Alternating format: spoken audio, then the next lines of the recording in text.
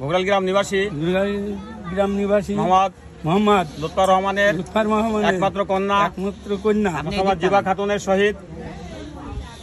জিবা খাতুনের শহীদ না আমার মাথা মারেন কেন বলেন না কেন বলেন আরেকবার হোক না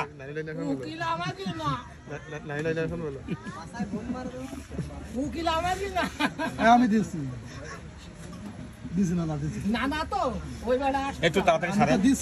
হাতিয়া দেন উকিলে হাতিয়া দেন দিয়ে তারা ঝামেলা মেটান নানার খবর আছে আইডি কুলাই করে নিয়ে যাই পান্তি না মানে 3-4টি বাচ্চা কাচ্চা সব না আইডি গেলেন কেন আপনি? হ্যাঁ বলেন